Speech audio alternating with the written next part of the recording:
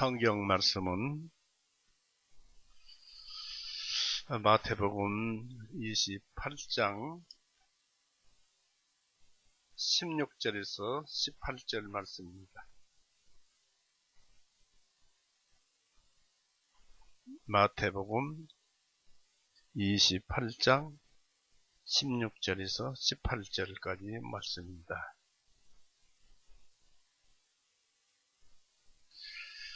같이 읽습니다. 그때에 11 제자들이 갈릴리로 가서 예수님께서 그들에게 지시하신 산으로 들어가 그들이 주님을 뵙고 경배를 드리나 오히려 의심하는 자도 있더라. 예수님께서 오셔서 그들에게 전하여 말씀하시기를 하늘과 땅에 있는 모든 권세를 내게 주셨느니라. 여기까지만 읽겠습니다. 기도하시겠습니다. 살아있으신 하나님 아버지, 오늘도 은혜와 사랑 가운데서 우리를 이렇게 불러 모으시고 이렇게 우리에게 이 말씀을 들려주심을 생각하오니 감사합니다. 세상은 혼란스럽고 우리가 보기에는 참 두렵고 혼란스러운 세상이지만 우리에게는 그래도 주님께서 은혜를 베풀으셔서 근심 걱정 없이 오직 주님만 믿고 나갑니다. 주님 말씀을 들을 때마다 힘이 솟고 그 은혜의 말씀으로 인해서 우리가 사는 줄 압니다. 우리가 오늘도 이 말씀 속에서 많이 새겨 듣고 또 배우게 하셔서 참으로 하나님 계심과 우리 주 예수님이 온 세상을 지배하심을 알게 하셔서 주님 왔다 가심을 항상 노래할 수 있도록 하게 하여 주옵소서. 또 우리 각 가정에 이런저런 일들이 있고 또한 가족들이 있습니다. 주님께서 그 영혼들도 사랑하시고 어여삐 여겨주셔서 주님의 말씀을 듣고 주님의 말씀에 동참하는 가장 쉬운 복음에 동참하는 그런 가족들이 되게 하여 주옵시고 온 가족이 주님을 찬송하는 그런 가족이 되도록 인도하여 주시옵소서. 언제나 우리를 어여삐 보시며 사랑하시는 우리 구세주 예수 그리스도 이름으로 감사하오며 기도 올려 싸움나이다. 아멘. 네, 반갑습니다. 날씨가 스마트폰으로는 오늘은 31도, 내일은 32도, 모레는 36도랍니다. 그래서 이제 그런 일기가 닥쳐오더라도 우리가 이제 죽기 아니면 살기죠. 죽든가 살든가 주님께 맡기고 살아나갑시다. 오늘 말씀을 16절에서 18절까지 읽었습니다만은 마태복음에서 참 중요한 말씀입니다. 보통 설교를 할 때는 성경 말씀을 가지고 성경 말씀을 치장해서 아름답게 설교를 하기도 합니다. 그러나 이제 오늘 말씀은 말씀만 가지고 그 말씀을 아름답게 치장해도 참으로 훌륭한 말씀입니다.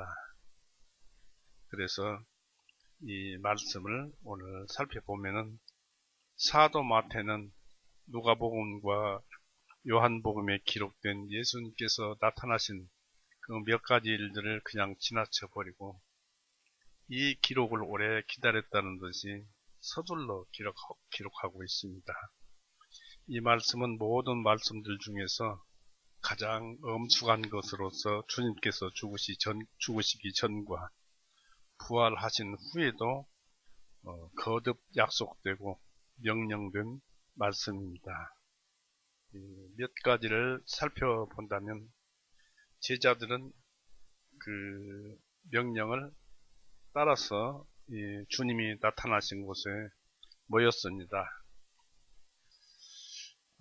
막달라 마리아를 통해서 예수님께서 한번 부활 모습을 보여주셨고, 그 다음에 막달라와 함께 왔던 다른 여자들에게 예수님께서 나타나서 하늘의 모든 권세와 위엄을 가지고 나타나셨고, 다음에 이제 베드로와 그 제자들에게 나타나셨습니다마는, 모두에게 예수님께서 전하라는 말씀은 갈릴리로 가라는 말씀이었습니다. 16절에 보니까 그때 11 제자들이 갈릴리로 가서 예수님께서 그들에게 지시하신 곳으로 들어가 했습니다. 제자들은 예루살렘에서 갈릴리로 갔습니다. 그들은 예루살렘에서 예수님을 몇 번 보았습니다. 그러나 예수님의 지시에 따라서 그들은 주님을 보기 위해서 400여리 이상 되는 400리가 넘는 그런 먼 길을 걸어서 주님을 보려고 하였습니다. 또 갈릴리에 갔다가 오순절이 멀지 않기 때문에 또다시 예루살렘으로 반드시 그들은 되돌아와야 했습니다. 그리고 왜 그렇게 갈릴리로 갔냐면 다른 사람 말씀도 아니고 예수님께서 제자들에게 명령하셨기 때문입니다. 10절에 보니까 그때 예수님께서 그들에게 말씀하시기를 두려워하지 말라. 가서 내 형제들에게 갈릴리로 가라고 말하라. 그들이 거기서 나를 보리라 하시니라고 여기 기록되어 있습니다. 이렇게 예수님께서 명령을 하셨기 때문에 가야 합니다. 예루살렘에서 본 주님을 갈릴리까지 가서 배운다는 것은 육신으로는 힘든 것이었지만 예수님의 명령을 순종하고 거스르지 않으려고, 참 중요합니다. 예수님의 말씀을 순종하고 거스르지 않으려고 그들은 갔습니다. 여기서 유념할 것은 예수님이 말씀이 있었으므로 그리스도교와 교제를 유지하려고 하는 자는 주님께서 약속하신 장소가 어디든지 거기까지 따라가야만 한다는 사실입니다. 이 예루살렘에서 주님을 배운 자는 갈릴리까지 가야만 했습니다. 왜냐하면 힘든 여정 뒤에는 기쁨이 따를 것이기 때문입니다. 그리고 그것은 예수님의 명령은 공적이요 일반적인 모임이었기 때문입니다. 제자들은 주님을 보았고 사사로이 대화도 나누었습니다. 그러나 그 교제가 많은 사람들이 엄숙한 모임에 참석하는 그 구실이 될 수는 없었습니다.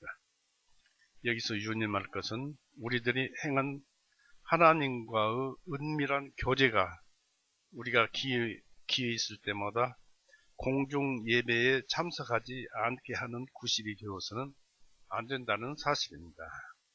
왜냐하면 하나님께서는 시온의 문들을, 야곱의 자손들만 사랑한 것이 아니고 이스라엘 백성들 모든 사람들, 그 시온의 문들을 사랑하십니다. 시편 87편 2절에 그렇게 기록되어 있습니다. 우리도 그렇게 해야만 합니다. 꼭 그 명령이 아니더라도 우리는 공적인 모임에 잘 참석을 해야 합니다. 모임 장소로는 갈릴리에 있는 산으로서 이 주님의 변화가 있었던 바로 그 산이라고 합니다.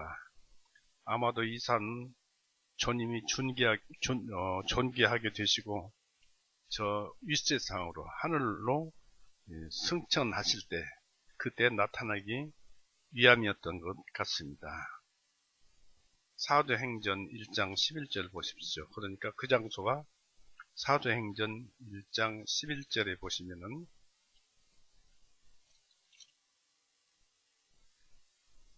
11절에 말하기를 너희 갈릴리 사람들아 어찌하여 하늘을 쳐다보고 서 있느냐. 너희는 너희는 어찌하여 하늘을 쳐다보고 서 있느냐. 너희를 떠나 하늘로 들려 올라가신 이 예수님께서는 너희가 하늘로 들어가심을 본 그 모습 그대로 오시리라 하니라. 바로 이 산이 갈릴리의 산이었던 것이죠. 모임 장소도 그런 것입니다. 마찬가지였습니다. 이제 제자들은 그곳으로 가서 예수님을 봤어요. 예수님의 현현으로 말미암아서 어떤 감동을 받았을 것은 분명합니다. 이때는 주님이 일시에 500여 형제에게 보이신 그런 때였습니다. 예수님이 갈릴리 갔을 때 500여 형제를 보았다. 고린도전서 15장 6절을 보십시오.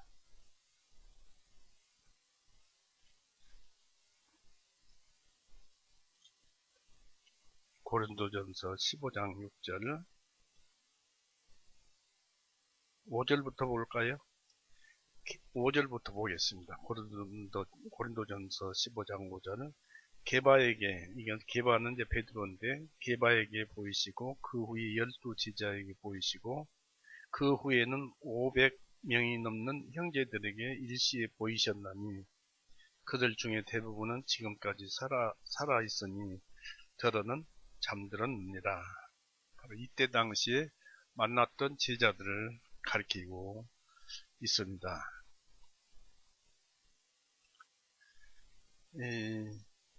일시에 형제들에게 보였죠.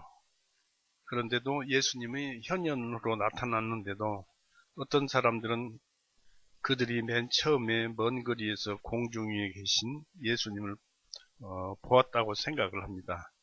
즉 주님은 500여 형제에게 위에서 보여졌다고 합니다. 이것은 주님이 가까이 나올 때까지 어떤 사람에게는 의심을 주었다고 합니다. 17절 볼까요? 마태복음 28장 17절 그들이 주님을 뵙고 경배를 드리나 오히려 의심하는 자도 있더라 하고 했습니다. 그래서 예수님께서 가까이 제자들에게 나올 때까지는 어떤 사람에게는 의심을 주었다는 것입니다. 그러나 그 후에 그들은 직접 보고 대화하고 만나보고 만족하게 되었습니다. 그리고 제자들은 주님을 경배하였습니다. 그들 중에 대부분이 주님을 경배하며 엄숙히 영광을 돌렸습니다. 이것은 존경의 외적 표현이었습니다. 여기서 주의해야 할 것은 신앙의 눈으로 주 예수님을 바라보는 자는 경배해야 할 의무가 있다는 사실입니다. 그러나 어떤 사람은 의심하였습니다. 경배하는 자들 중에도 의심한 자들이 있었을 것입니다. 신실한 신앙인이라도 때로 매우 약해지고 흔들릴 수가 있다는 사실입니다. 그런데 그들은 의심했습니다. 곧 주님의 부활하셨음을 의심할 수 있다는 것입니다.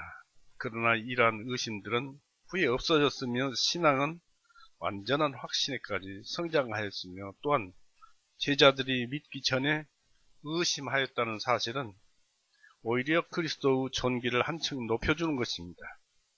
그러므로 그들은 쉽게 믿어버렸다거나 또는 미혹을 받았다고 말해질 수 없습니다. 왜냐하면 그들은 먼저 질문하였고 만사를 시험해 보았으며 그 후에야 비로소 참된 것을 굳게 붙잡았으며 이 부활이 예수님의 부활이 사실이라는 것을 알게 되었습니다.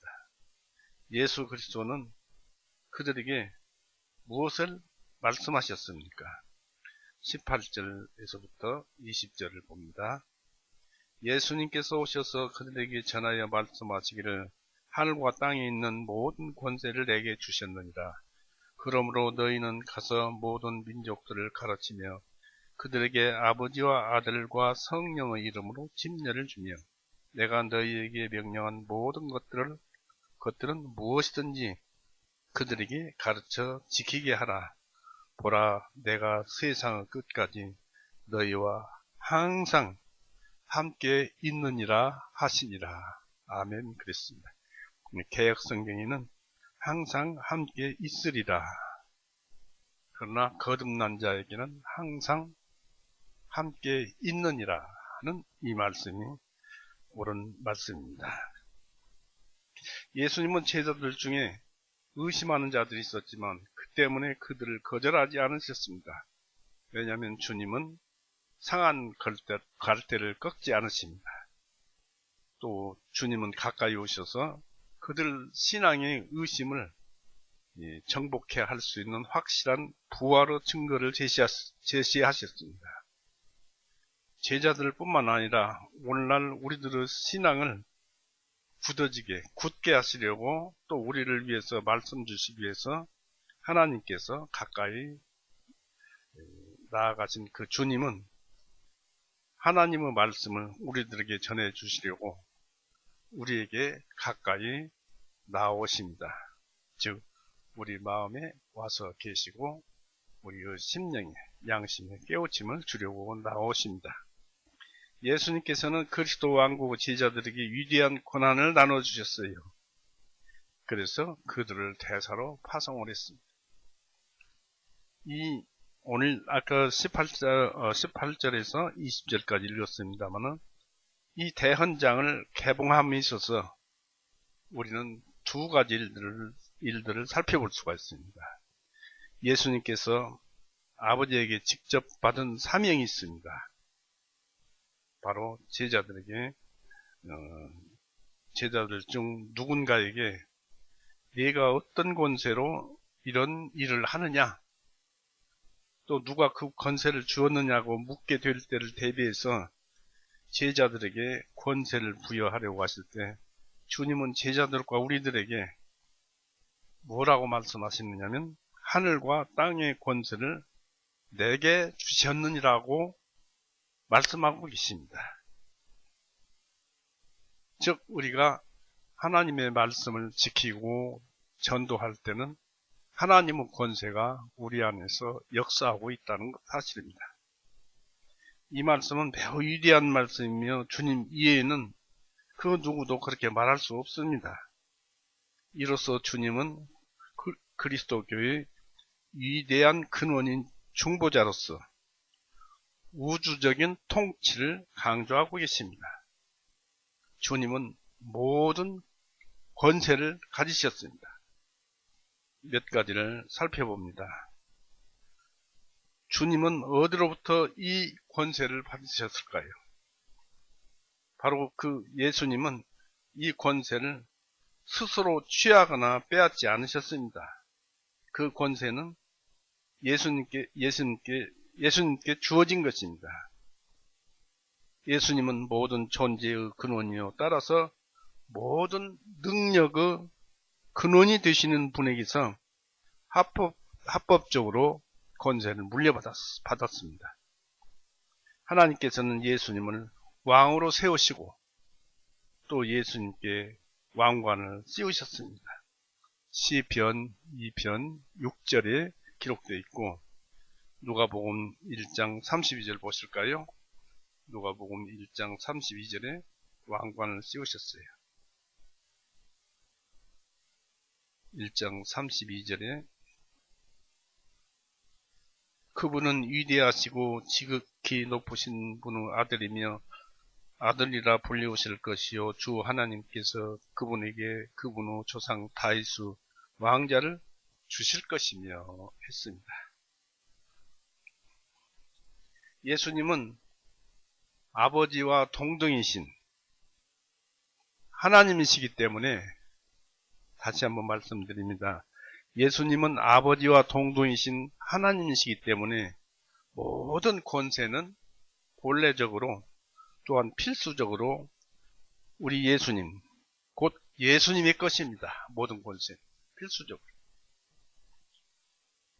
예수님은 성령님에 의해서 잉태가 되었죠. 성령님에 의해서 잉태가 되었는데 마리아에게 성령님께서 말씀을 주시니까 잉태가 되었고 그 말씀을 따라서 성령님은 임합니다. 그럴 때 그 성령님이 말씀에 의해서 따라서 오기 때문에 그 말씀은 바로 신성입니다. 신성이고 하나님입니다. 그 예수님은 아버지의 하나님과 동등이시기 때문에 모든 권세는 본래적으로 또한 필수적으로 주님, 우리가 말하는 예수님의 것입니다. 그러나 예수님은 중보자이시며 신이시고 인간이시기 때문에 모든 권세는 예수님에게 주어졌습니다. 한편으로는 예수님의 대속사의 보상으로서 이 주님은 자신을 낮추셨기 때문에 하나님께서는 주님을 높이셨죠. 빌립보서 2장 6절 9절에 나옵니다마는 여기서 우리는 상세히 기록한 바울의 서신서 빌립보서 2장 6절 9절을 읽어보고 예수님에 대해서 조금 더 알아보겠습니다. 찾아봅니다. 빌립보서 2장 6절에서 9절. 빌립보서 2장 6절에서 9절을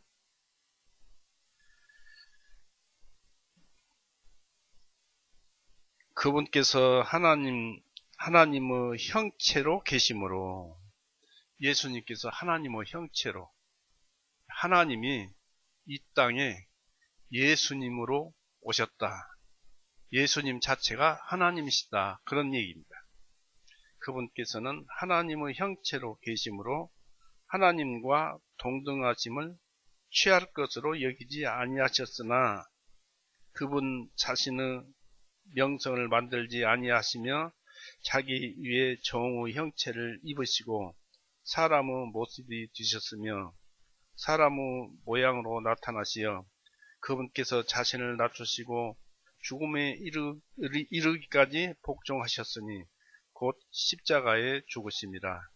이로 말미암아 하나님께서는 그분을 지극히 높이시어 모든 이름 위에 있는 이름을 그분께 주셔서 그랬습니다. 이렇게 말씀하셨습니다. 예수님은 바로 하나님이시라고 그랬는데 예수님은 신성이 있고 인성이 있다고 그랬죠. 신성에 대해서 알아보겠습니다. 예수님은 근본적으로 하나님의 본체십니다. 예수님은 하나님은 영원하시고 유일하신 곧 독생하신 신성에 참여하셨습니다. 이 말씀은 태초에 말씀은 계시니라. 이 말씀이 하나님과 함께 계셨다는 요한복음 1장 1절과 일치합니다. 이 신성이 예수님은 말씀이고 하나님의 말씀이요 똑같으니까 하나님이셨습니다. 이 하나님의 지혜로 생각되어진 말씀이 하나님의 지혜로서 하나님 안에 생각되어진 말씀이 이제 발설된 말씀으로 바깥으로 튀어나오는 발설된 말씀은 실수를 해서는 안 되죠. 하나님도 실수가 없습니다만 발설된 말씀으로 신성에 참여하셨습니다. 이 발설된 말씀이 예수님이셨습니다. 잠언서 8장 한번 보십시오.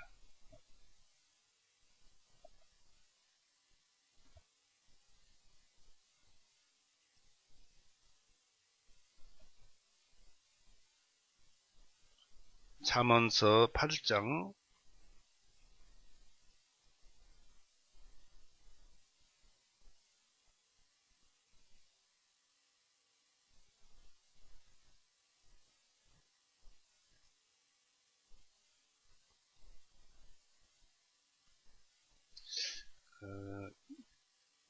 1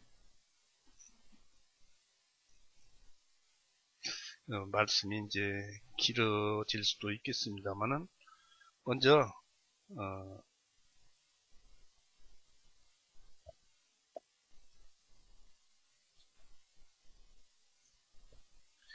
12절을 한번 보십시오. 잠언서 8장 12절이면은 나 지혜 있는 신중함과 함께 거하며 재치 있는 창한 물들에게 지식을 찾아내나니, 여기에서 지혜가 바로 예수님을 가리키고 있습니다. 그 다음에 22절 보십시오. 8장 22절. 주님께서 그분의 옛 사역들 이전 곧 그분의 길의 시작에 나를 소유하셨나니. 그러니까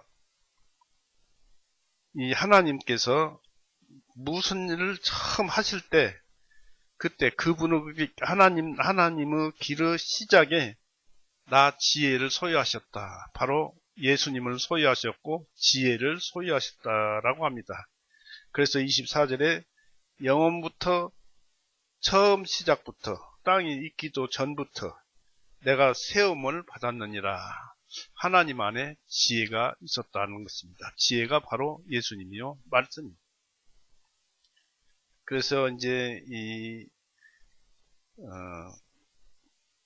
쭉 이제 집에 가서 한번 읽어보십시오만은 30절을 보십시오. 그때 내가 그분과 함께 양육을 받은 자로 했습니다. 그런데 개역성경에는 창조자로 그랬습니다. 양육을 받은 자로 또는 창조자로 그분 곁에 있어 날마다 그분의 기쁨이 되고 그분 앞에 항상 즐거워하였고, 바로 하나님 안에서 항상 기뻐하였고 항상 즐거워하였다는 얘기입니다. 하나님은 예수님의 지혜라는 그 말씀에 의해서 항상 행복하고 즐거웠고 기뻤다는 얘기입니다.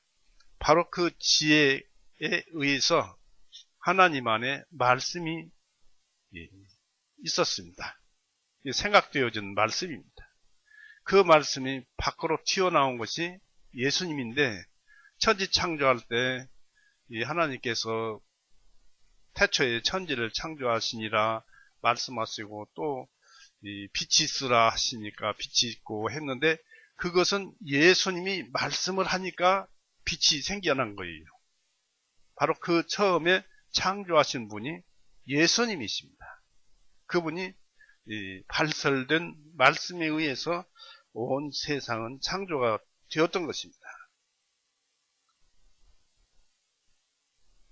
그래서 하나님의 그 지혜로 하나님께서 생각되어졌던 그 말씀이 발설된 말씀으로 예수님으로 인간 세계에 내려와서 마리아를 빌려서 신성에 참여하셨습니다. 그래서 빌립보서 2장 6절은 2장 6절 말씀은 그분은 보이지 아니하시는 하나님의 형상,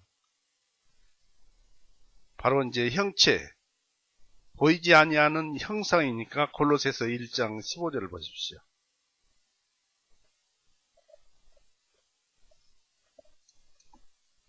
골로새서 1장 15절. 그분은 보이지 아니하시는 하나님의 형상이시요 모든 피조물로 처음 나신 분이시니 그랬습니다. 바로 보이지 아니하시는 하나님의 형상이라는 것입니다. 그러니까 하나님과 똑같다는 것입니다. 인격적인 면에서 같다, 그런 얘기입니다. 그리고 히브리서 1장 3절을 보십시오.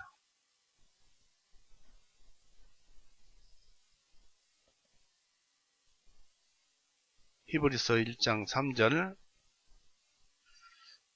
그분께서는 이 예수님입니다. 예수님께서는 하나님의 영광의 광채시요 하나님의 인격의 정확한 형상이시라 자신의 권능의 말씀으로 모든 것을 붙드시며 그분께서 친히 우리의 죄들을 정결하게 하신 후에 높은 곳에 계신 위엄하신 분의 오른편에 앉으셨으니 있습니다. 여기서 하나님의 인격의 정확한 형상이시라, 바로 예수님의 마음, 예수님의 인격은 하나님의 인격과 같다, 동등하다. 그러니까 이 땅에 오신 예수님은 하나님이 오신 거예요. 육신을 입고 이 땅에 오셨지만 하나님의 형상, 바로 예수님의 인격이 하나님의 형상이에요. 그래서 성경을 보면은 예수님께서 행하신 것, 또 구약에서 이렇게 예수님에 대해서 얘기하신 것을 전부 종합을 하면은 하나님이 이런 분이구나 라는 것을 알 수가 있는 것입니다.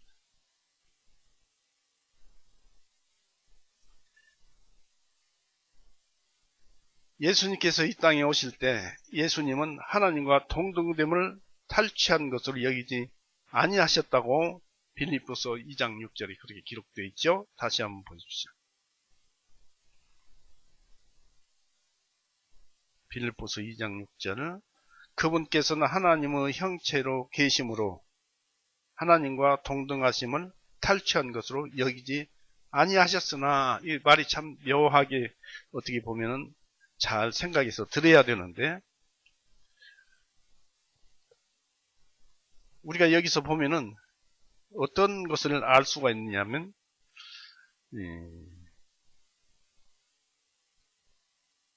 탈취한 것으로 여기지 아니하셨다는 빌립보서 2장 6절 말씀은 예수님 자신이 하나님과 동등됨을 기존 사실로 인정하셨다는 말이 됩니다. 다시 말씀드리면 하나님의 형체로 계심으로, 예수님께서 계심으로 하나님과 동등하심을 탈취한 것으로 여기지 아니하셨으나 본래가 하나님이셨다 라는 것을 빌립보서 2장 6절이 예수님 빌립보서 2장 6절 사도 바울이 얘기를 하는 것입니다. 즉 예수님 자신이 하나님과 동등됨을 기존 사실로 인정하셨다는 말이 됩니다. 예수님은 당신에게 속하지 않은 권리를 침입했거나 다른 분의 권한이라고 간주되는 것을 침입하였다는 자책을 느끼지 않으셨다라는 뜻입니다. 오히려 예수님은 나와 나의 아버지는 하나이니라 라고 말씀하셨습니다. 자기 자신이 하나님이라는 것을. 요한복음 10장 30절 보십시오.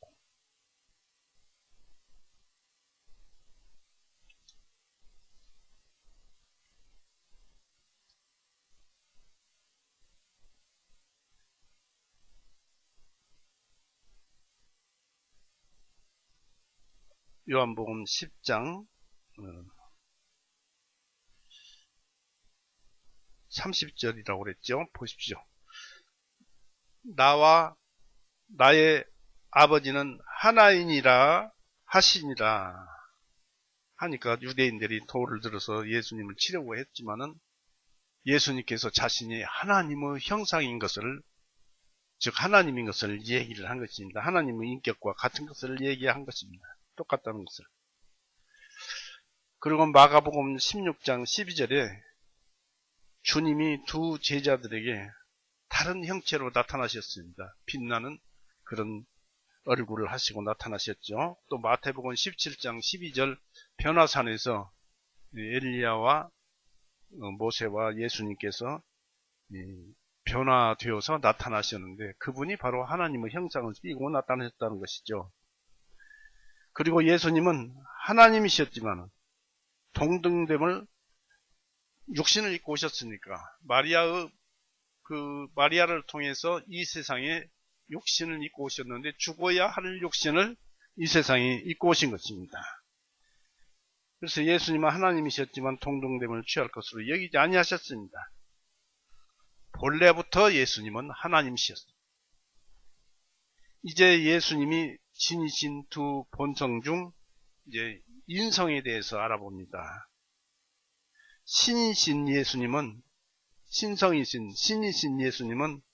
사람들과 같이 되었고 사람의 모양으로 나타나셨습니다. 빌립보서 7절 8절에 2장 7절 8절에 그분 자신의 명성을 만들지 아니하시며 자기 위에 종의 형체를 입으시고 인간의 형체를 입으시고 사람의 모습이 되셨으며 사람의 모양으로 나타나시어, 하나님이 사람의 모양으로 나타나셨어요. 그분이 예수님이세요. 사람의 모양으로 나타나시어 그분께서 자신을 낮추시고 죽음에 이르기까지 순종하셨으니 곧 십자가에 죽으십니다. 예수님이 하나님이시지만 사람으로 나타나셔서 그랬는데, 그러니까 사람으로 나타나신 예수님은 죄가 하나도 없는 사람입니다. 죄를 사함받으려면 누군 죄의 싹은 사망인데, 우리 인간들이 이 죄를 용서해 준다고 죄인이 죽어봐야 소용없어요. 죄가 없는 것이 대신 죽어줘야 이 죄가 용서되기 때문에, 그 이유 때문에 하나님께서 사람 육신을 입고 이 땅에 오시고, 또 이 세상 모든 사람들의 죄를 대신해서 죽으셨던 것입니다. 그래서 모든 죄가 용서된 거예요.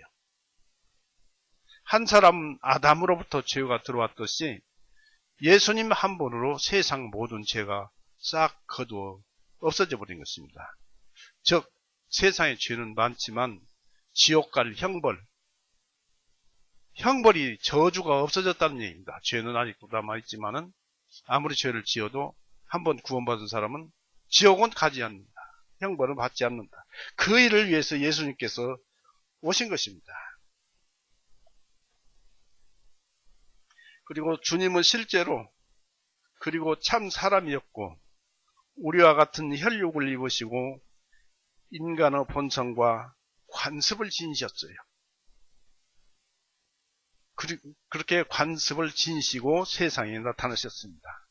더구나 예수님은 자원하여서 인간의 본성을 입으셨습니다. 시편 40편 보십시오.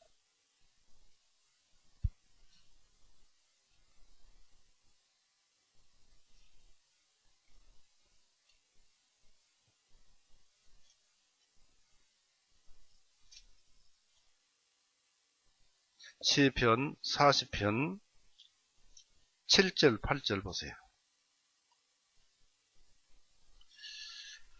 그때 내가 말하기를, 이 내가라는 분이 바로 예수님입니다. 그때 내가 말하기를 보옵소서. 내가 왔나이다. 나에 관하여 그 두루마리책에 기록된 것이 이것이니, 오 나의 하나님이시여, 내가 주님의 뜻을 행하기를 기뻐하오니 참으로 주님의 법이 내 마음속에 있나이다 라고 했습니다. 주님의 뜻을 행한다. 그것은 우리의 인간의 모든 죄를 용서하시기 위해서 대신 그 죄싹스로 죽겠다라는 뜻입니다.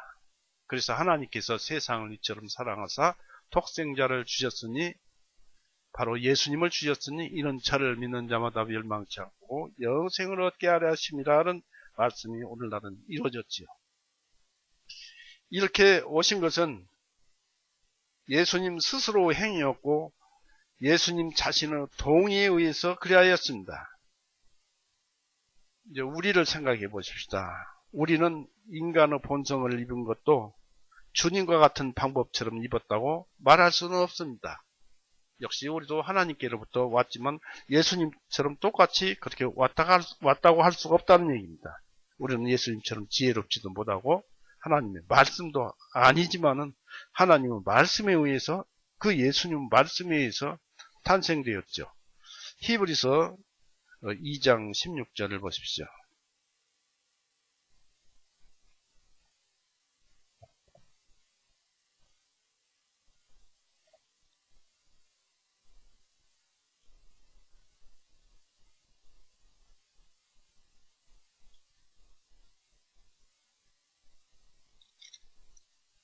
히브리서 2장 16절, 이는 진실로 주님께서 천사들의 본성을 취하지 아니하시고 오직 주님께서 아브라함의 씨를 취하셨기 때문이라. 바로 이 예수님께서 천사의 본성을 취하신 것이 아니고 사람의 본성을 취하고 오셨다는 것을 아브라함으로 대표적으로 표현을 하신 것입니다. 그래서 이렇게 사람으로 오셨는데, 그 로마서 5장 19절을 보시면은 한 사람 아담으로 죄가 들어왔기 때문에, 갈라디아서 5장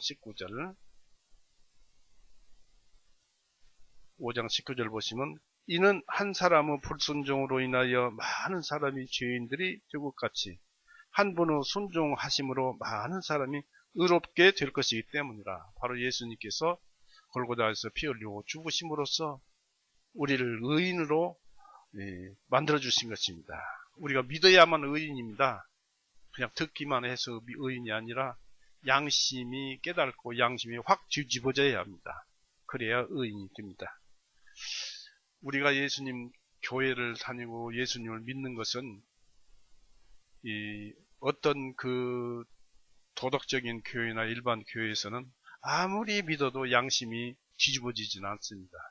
그러나 이 기독교, 우리가 믿는 이 그리스도교의 이 말씀은 예수님의 말씀을 듣다가 예수님께서 우리 안에 인을 쳐주시면은 바로 우리 양심은 예 그렇습니다 하고 그 이후로부터는 다시는 바꿔지지 않습니다. 이걸 믿음이라고 그래요. 믿음을 가졌다고 그럽니다. 그래서 사람이 마음으로 믿어 의에 이르고 입으로 시인하여 구원에 이른다는 그런 뜻입니다. 자, 그리고 이제 말라기서를 보십시오. 이렇게 하나님께서는 우리를 하나님 안에 있던 영이 세상에 나왔어요. 말라기서 2장 15절 그가 2장 15절 그가 하나로 만들지 아니하였느니라 그러나 여전히 그가 영을 남겨두었느니라. 개역성경에는 그 영이 유효하니라 넉넉하다 그런 얘기입니다. 영을 남겨두었니라. 그렇다면 무엇 때문에 하나로 만들었느냐? 이는 그가 경건한 씨를 얻고자 하였기 때문이라.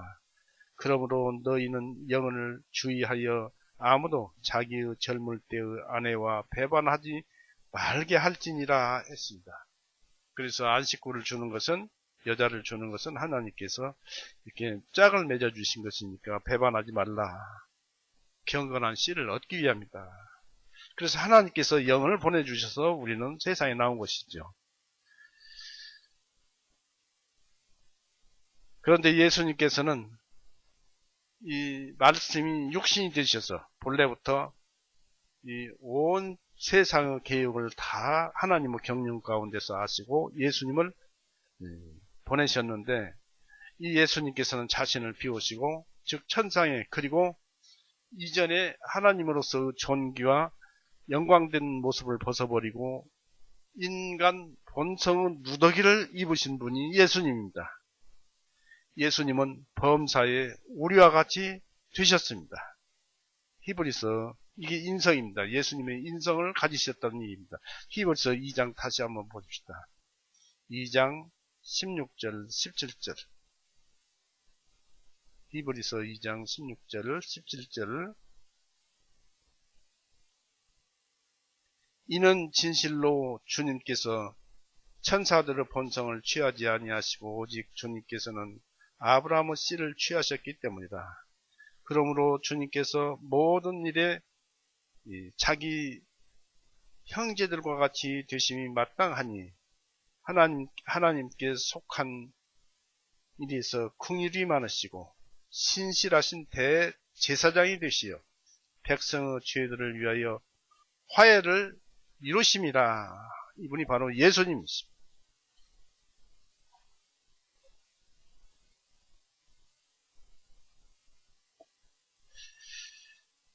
그리고 이 주님의 두 가지 상태, 즉 겸비와 높임이 본문에 기록되어 있습니다.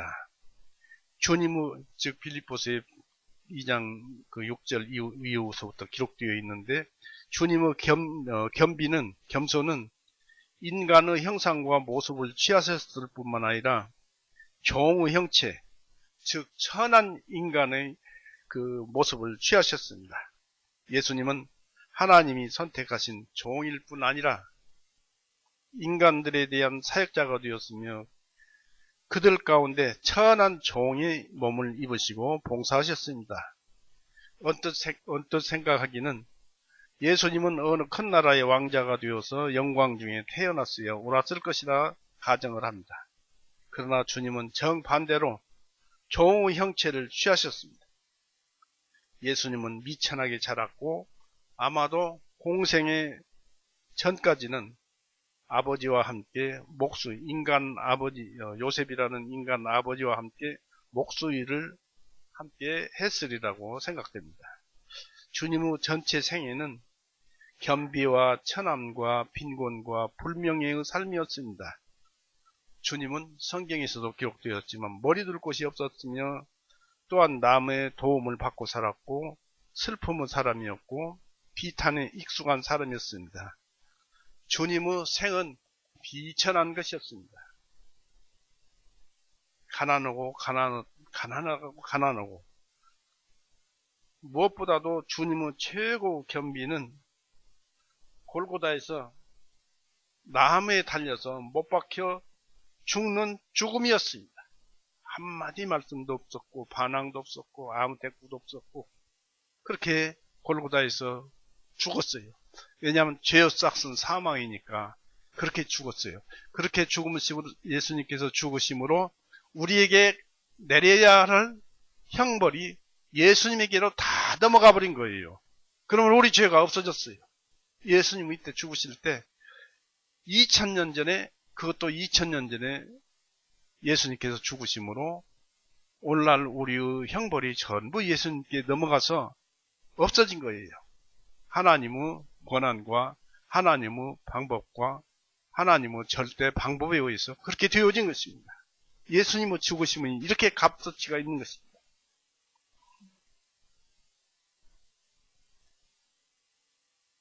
그러므로 예수님은 죽기까지 순종하셨으니 곧 십자가의 죽으심이라고 8절에 기록되었죠. 빌립보서 2장이 8절에 그렇게 기록되어 있습니다. 죽기까지 순종하셨으니 곧 십자가의 죽으심이라고 하였습니다. 주님은 고난뿐만 아니라 능동적으로 자원해서 순종하셨습니다. 주님은 중재자로서 스스로 만들어낸 법에 복종했고 그 법에 따라서 죽음을 감수하셨습니다.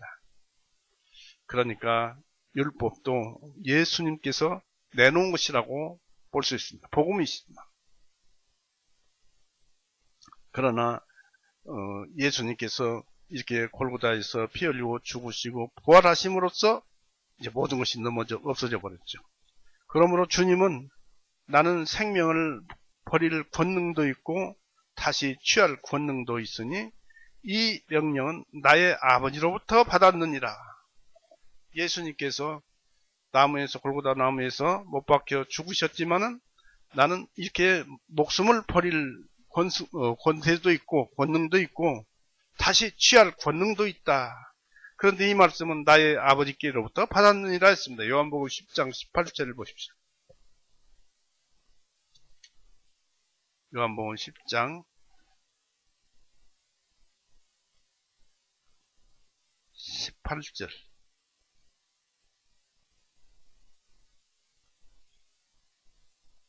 누가 내게서 생명을 빼앗아가는 것이 아니요 내가 스스로 생명을 내어놓는 것이라.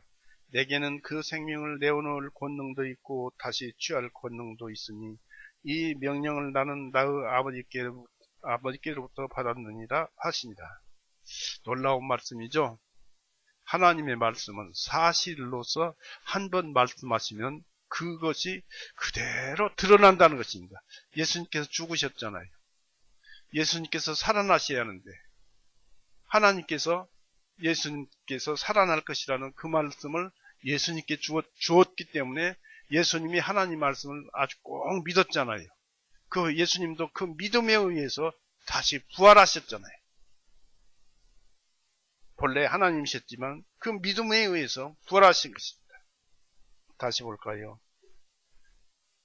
누가 내게서 생명을 빼앗아가는 것이 아니요 내가 스스로 생명을 내어놓는 것이라. 내게는 그 생명을 내어놓는 권능도 있고 다시 취할 권능도 있으니 이 명령은 나의 아버지께로부터 받았느니라. 성경 말씀으로부터 우리가 무엇인가를 마음속에 울려와서 깨달아질 때 그 말씀은 하나님의 말씀이니까 그대로 이루어진다는 사실을 우리는 여기에서 기억을 해내야 할 것입니다. 그리고 이제 예수님은 율법 아래에서 태어나셨습니다. 또 예수님의 죽으심에는 온갖 겸비가 들어있었다고 했습니다. 그것은 바로 십자가의 죽으심이었죠. 이 죽음은 저주받은 고통스럽고 수치스러운 죽음이었습니다. 율법에 의해서 저주받은 죽음, 곧 나무 위에 달려 죽은 죽음이었습니다. 그리고 양손과 양발이 못을 박아 중력에 의해서 죽되 행악자와 함께 죽는 구경거리의 죽음이었습니다. 축복받은 예수님께서는 이런 정도에 이르기까지 자신을 낮추셨습니다. 이에 따른 예수님의 높임을 봅니다.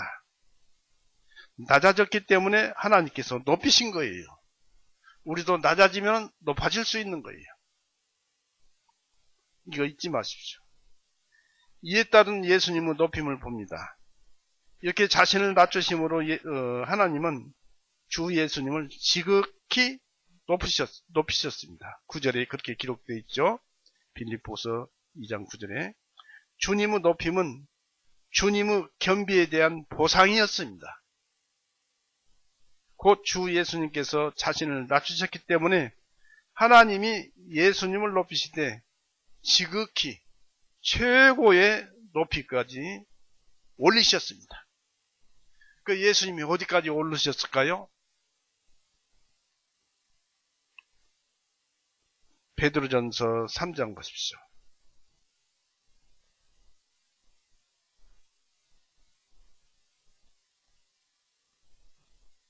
베드로전서 3장 18절.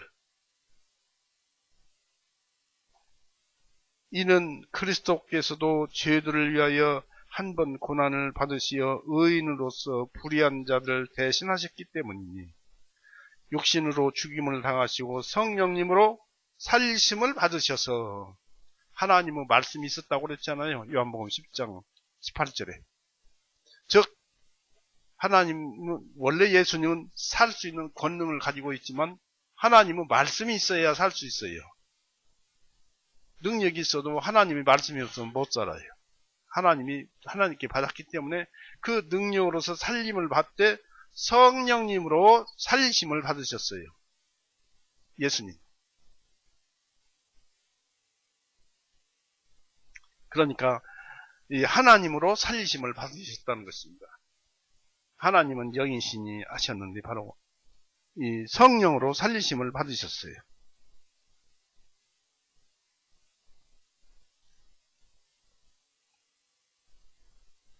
이렇게 예수님은 성령님으로 살리심을 받는 데까지 최고의 높이까지 올리셨습니다. 하나님께서.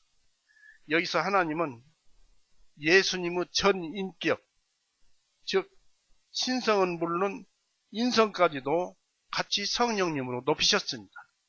이거 잘 들어야 돼요.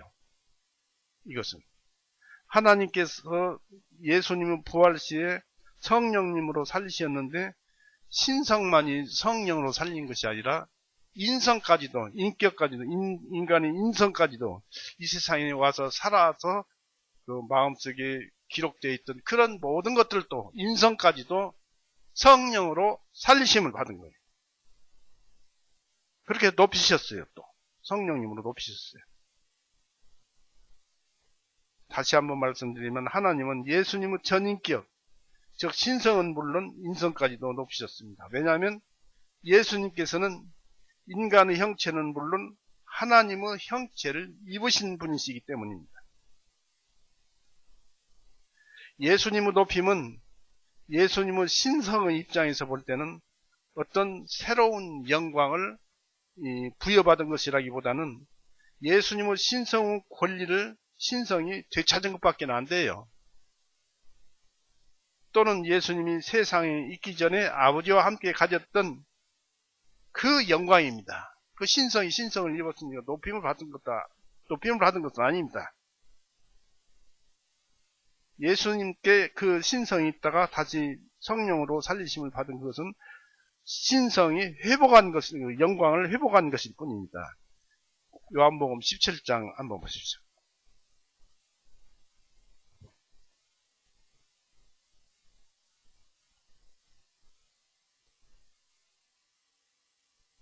요한복음 17장 5절.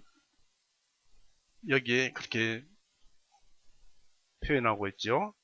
오 아버지여, 이제 세상이 있기 전에 내가 아버지와 함께 누렸던 그 영광으로 아버지와 함께 친히 나를 영광스럽게 하옵소서 했습니다. 그러니까 이 세상 창조하기 전에 하나님과 함께 누렸던 그 영광이 다시 회복하는 것이 아니잖아요. 다시 되찾은 것일 뿐입니다. 영광. 그래서 아버지 자신이, 그러니까 하나님은 영이시니까 아버지 자신이 스스로 높임을 받으신 것이라고 거론되기도 합니다. 예수님께서 성령으로 살리심 받은 것은 아버지 자신이 높임을 받으신 것이라고 거론되기도 한다 이것입니다. 그러므로 예수님의 높임이 신성과 관련되기는 하지만은 정작 높임을 받은 것은 예수님의 인성이었어요. 예수님이 이 세상에 왔다 가시면서 자기 마음속에 인간적인 사고방식, 관습 이런 것들이 많이 기록되어 있고 그 인간적인 마음으로 활동하고 행동하고 마음먹은 그 모든 인성, 그 인성이 높임을 받은 것입니다. 신성이 아니라 예수님의 인성이 높임을 받은 것입니다. 그것만이 높임이 가능할 수 있다고 하겠습니다. 예수님의 높임은 여기서 영예와 권능으로 구성됩니다. 먼저 예수님의 인성의 영예로움을 관찰해 봅니다. 그는 모든 이름 위에 뛰어난 이름을 가지셨습니다. 그것은 모든 피조물, 즉 인간과 천사들보다 높은 존귀 명칭입니다. 성령님으로 그랬잖아요. 다음에 예수님의 권세에 대해서는 모든 무릎을 예수님께 꿇고 하셨습니다. 즉 모든 피조물이 예수님의 인성에게 복종해야만 한다는 것입니다. 그러므로 하늘에 있는 것들과 땅에 있는 것들과 땅 아래에 있는 것들과 하늘과 땅에 있는 모든 사람들, 즉 산자와 죽은 자 모두가 예수님의 인성에게 복종해야 한다는 것입니다. 그리고 예수님의 인성은 하나님의 인격이었잖아요. 그래서 복종을 하되 예수님의 이름에 복종합니다. 이것은 공허한 그 말에 복종하는 것이 아니라 예수님의 인성의 권위에 복종하는 것입니다. 그 이름에 모든 자가 엄숙한 경의를 표해야 합니다. 그래서 모든 입이 예수 그리스도를 주님이라고 시인해야 합니다. 즉 모든 면에서 모든 사람이, 그리고 세상의 모든 나라가, 모든 민족이 각기 자기 언어로 높임을 받는 구속자의 우주적 왕국에 대해서 공개적으로 예수님이 우리 주인이라고 시인해야 할 것입니다. 그리고 하늘과 땅에 있는 모든 권세 있는 자들이 예수님께 무릎을 꿇어야 합니다. 마태복음 28장 18절을 보십시오.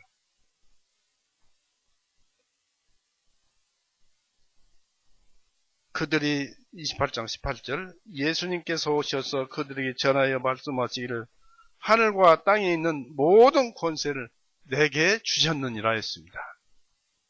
그러니까 하나님이 가지신 모든 권세를 예수님이 가지신 거예요.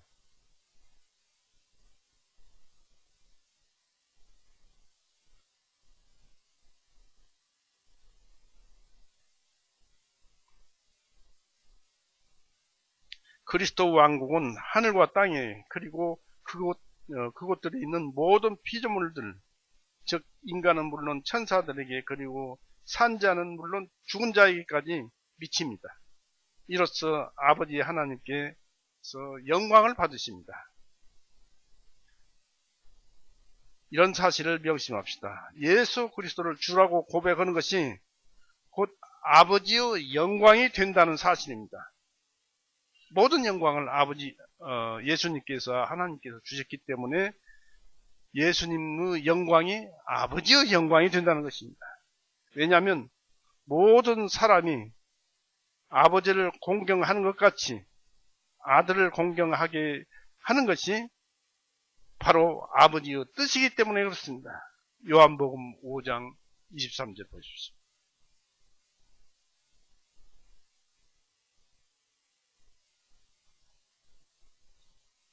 요한복음 5장 23절을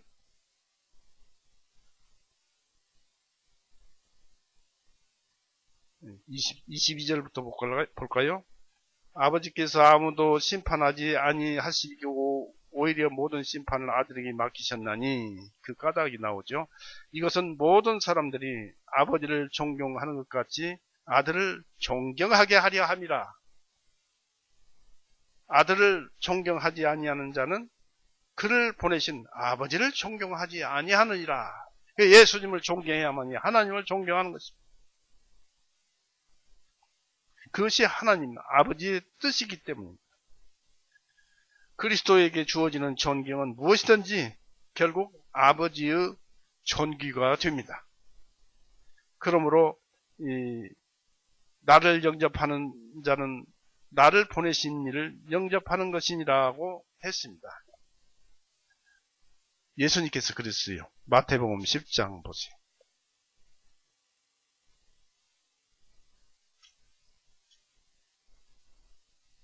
마태복음 10장 40절.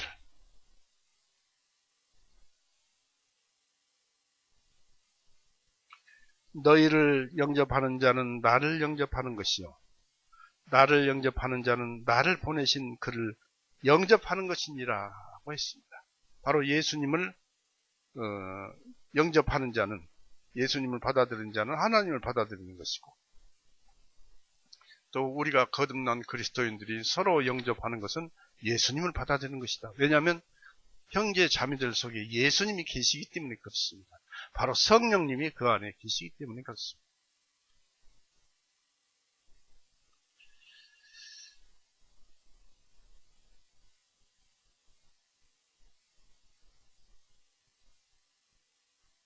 이로써 예수님의 인성이 성령이 되었으므로, 즉 하나님과 하나가 되었으므로, 예수님의 인성이 성령이 되었으므로, 즉 하나님과 하나가 되었으므로 비로소 이런 말을 사용하는 것입니다. 예수님께서 하나님 보좌 우편에 앉으셨느니라. 하나님의 권능의 자리에 앉으셨느니라. 하나님과 함께 계신다는 얘기입니다. 즉 하나님과 예수님은 하나라는 얘기입니다. 그래서 예수님, 하나님의 그 허락하심이나 인정하심에 따라서 예수님은 그대로 행하시는 것입니다. 그러나 지금은 모든 권세를 다 예수님께 주셨어요.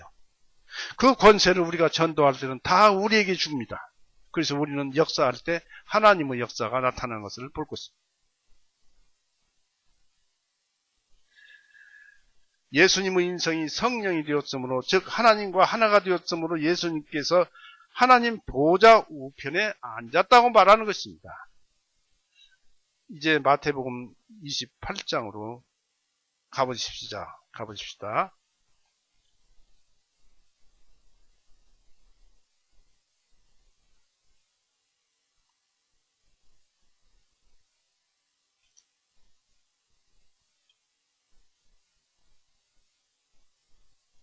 28장 18절 다시 한번 보십시오. 예수님께서 오셔서 그들에게 전하여 말씀하시기를 하늘과 땅에 있는 모든 권세를 내게 주셨느니라. 예수님께서 하나님처럼 행하신다는 얘기.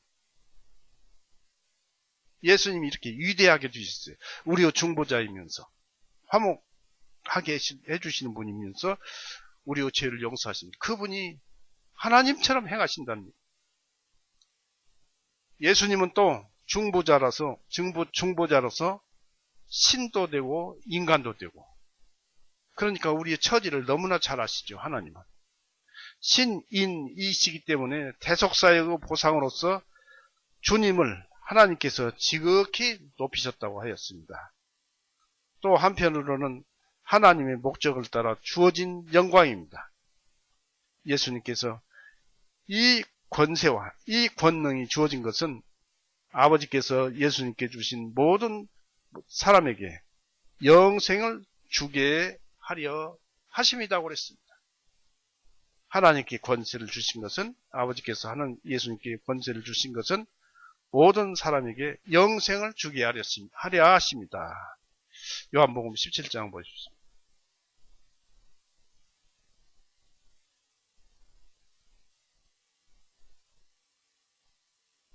요한복음 17장 2절.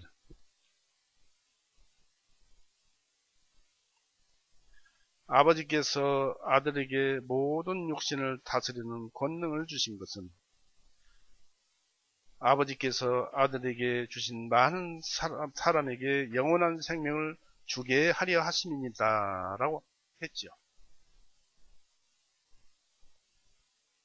하나님께서 예수님께 권능을 주신 것은 이 세상 사람에게 영생을 주게 하려 하심이다 라고 했는데, 그 2절 앞에 보십시오. 아버지께서 아들에게 모든 육신을 다스리는 권능을 주신 것은, 지금 우리 육신을 다스리는 분은 예수님입니다. 성령님, 섭리 가운데 다스리고 내 영혼 가운데서 다스리는 분은 바로 예수님이십니다. 그래서 모든 권세를 예수님께 주셨기 때문에 예수님께서 우리 육신을 다스리는 거예요. 그래서 결과적으로 무엇이냐면 영생을 얻게 하기 위해서 그렇게 하신다는 것입니다.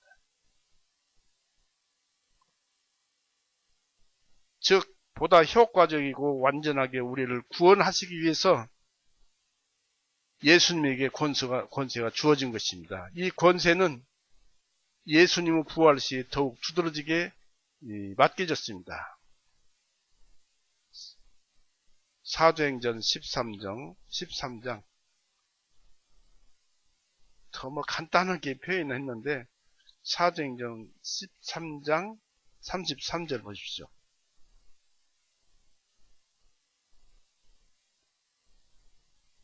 하나님께서 예수님을 다시 일으키셔서 조상들의 자녀들인 우리에게 이것을 성취하여 하셨으니, 이는 시편 제2편에도 기록된 바와 같이 너는 내 아들이라, 이날 내가 너를 낳았도다 하셨느니라. 성령님으로 낳았다. 성령님으로 살리심을 받았다. 이것으로서 바로 하나님과 예수님이 똑같다는 것을 여기에서 얘기를 하고 있습니다. 그래서 부활 시에 이 뜻에 따라서 내가 너를 낳았다는 말씀으로서 성령님으로 살리심을 받은 것입니다. 예수님은 이전에 죄를 사하시는 권세를 가지셨어요. 마태복음 9장 6절에 보니까 이 죄를 사할 권세도 있더라. 저가 누구기에 사람의 죄도 용서하는 거 하고 유대인들이 놀랐지요. 그때 예수님께서 이 죄를 사하는 권세가 내가 있는 줄을 너희들이 알아야 할 것이라고 말씀하셨습니다. 그리고 죄를 용서해 줬습니다. 그러나 그전에는 그런 권세를 가지셨지만 이제는 모든 권세입니다. 죄사함뿐 아니라 모든 권세, 하늘과 땅의 모든 권세, 사람 다스리는 모든 권세, 이것이 예수님에게 주어지고 있습니다. 예수님은 친히 나라를 물려받기 위해서, 즉 하나님 오른편에 앉기 위해서 하셨습니다. 그리고 대속의 죽음으로 권세를 매입하셨으므로 이제는 소유할 일만 남았고 그 권세를 가졌습니다. 누가복음 19장 12절을 보십시오. 이때는 비유인데, 누가복음 19장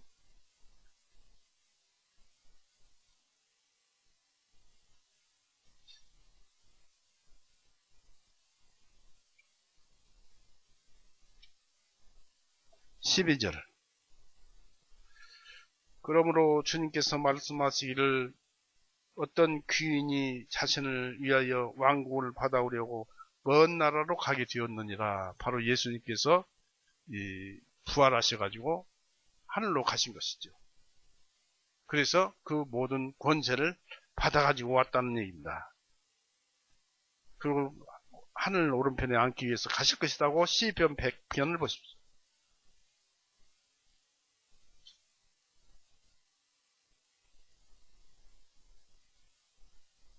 시편 100편 1절.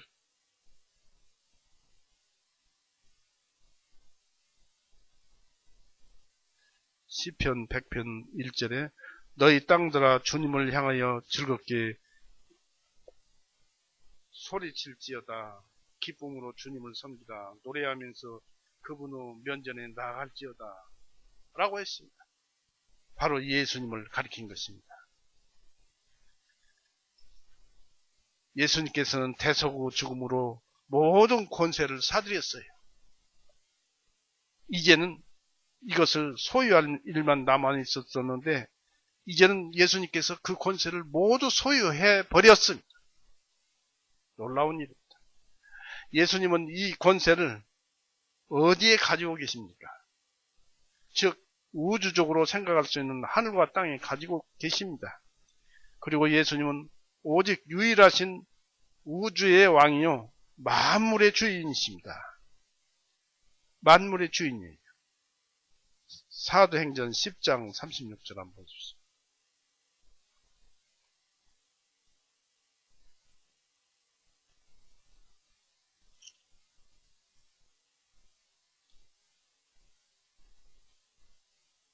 사도행전 10장 36절에 하나님께서 이스라엘 자손에게 보내신 그 말씀은 곧 예수 그리스도를 통한 평화를 선포하는 것이요 그분은 모든 것을 주님이시라 만물의 주님이시라는 것입니다. 이렇게 표현됐습니다만은 만물의 주님이시다. 또한 예수님은 하늘에 있는 모든 권세를 가지셨습니다. 즉 천사를 지배하는 통치권을 가지고 계십니다. 천사들은 주님의 겸손한 종들입니다. 에베소서를 보면 그것을 알 수가 있죠. 한번 찾아볼까요? 에베소서 1장 20절 21절.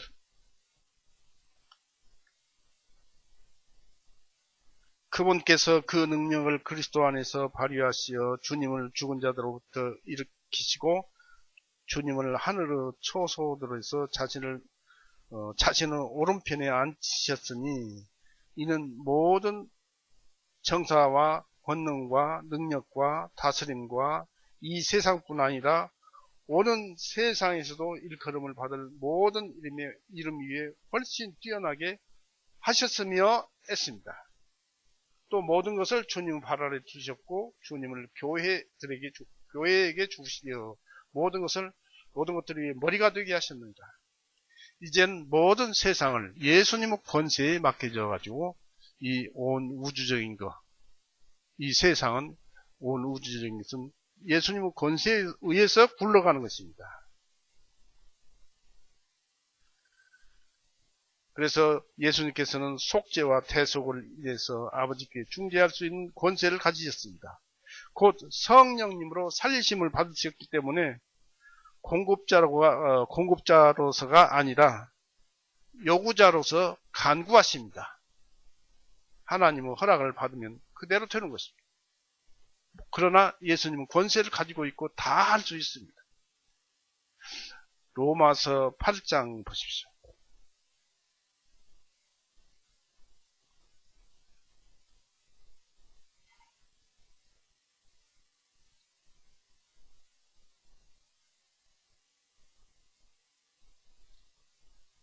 여기도 은혜가 담겨져 있습니다. 로마서 8장 26절 보십시오. 이와 같이 성령님께서도 우리의 연약함을 도우시나니 이는 우리가 마땅히 기도해야 할 것을 알지 못하나 성령님께서 말로 다 할 수 없는 탄식으로 우리를 위하여 친히 중보하시기 때문이라. 이분이 누군가요? 예수님. 예수님께서 우리의 연약함을 도우시고 우리가 어떻게 기도해야 할 것을 알지도 못하는데 성령님께서 말로 다 할 수 없는 탄식으로 우리를 위하여 친히 중보하시기 때문이라. 그러면서 마음을 살피시는 그분께서 성령님의 생각이 무엇인지 아시나니 하나님께서 성령님을 다 아신다 이것입니다. 이는 그분께서 하나님의 뜻대로 성도들을 위하여 중보하시기 때문이라 했습니다. 우리를 위해서 예수님은 일하고 우리를 위해서 모든 일을 행하고 계십니다. 그래서 이 아버지여 주옵소서 그렇게 예수님은 구합니다. 주님은 또한 영의 모든 권세를 가지셨습니다. 하나님은 영들의 아버지라고 했습니다. 이 야고보서 1장 17절에도 그렇게 나와 있죠. 찾아볼까요? 야고보서 1장 17절.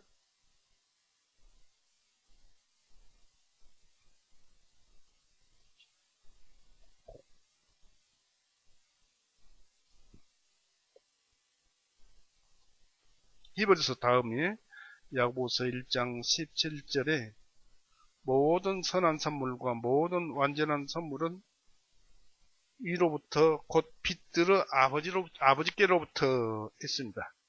영들의 아버지께로부터 내려오나니 그분께서는 변함도 없으시고 회전하는 그림자도 없으시니라 했습니다.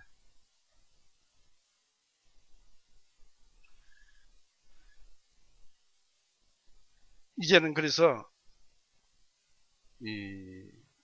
우리를 주님께서 이제 대속사역으로 인해서 우리에게 모든 것을 은혜로 주시는 그분입니다. 바로 예수님이십니다. 그래서 사람들을 설득하시고 죄를 용서해 놨다고 설득하시고 권세를 가진 분으로서 사람들을 대하십니다. 그래서 주님은 실로 모든 주장들과 인격에서 최고의 중재자요 통치자가 되십니다. 주님으로 말미암아서 왕들은 통치를 합니다. 온 나라가 통치를 하지만 실상은 예수님이 권력을 주지 아니하시면은 통치할 수 없습니다. 그래서 모든 영혼은 우리 예수님 당신의 것이고 모든 마음과 무릎은 주님께 엎드려야만 합니다. 그리고 모든 혀는 예수님이 주님이심을 고백해야만 합니다.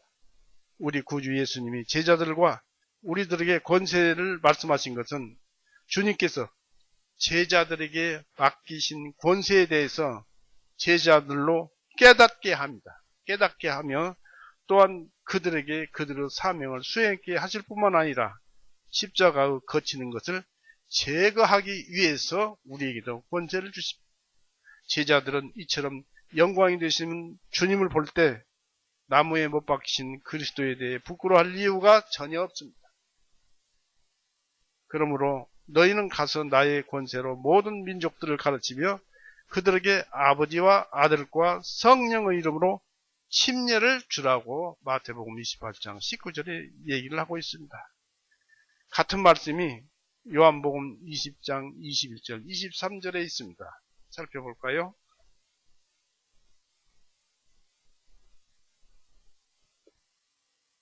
요한복음 20장 21절 23절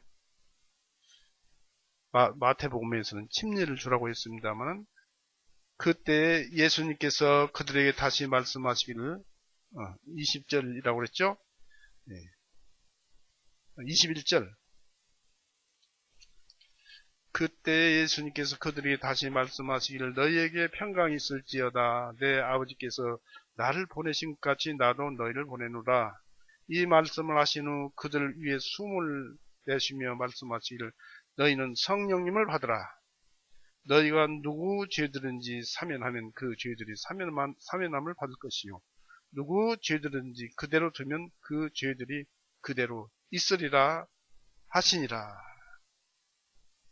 성령님을 주시고 우리에게 죄를 용서하게 하는 그 일을 하시라는 것입니다. 예수님의 일이에요.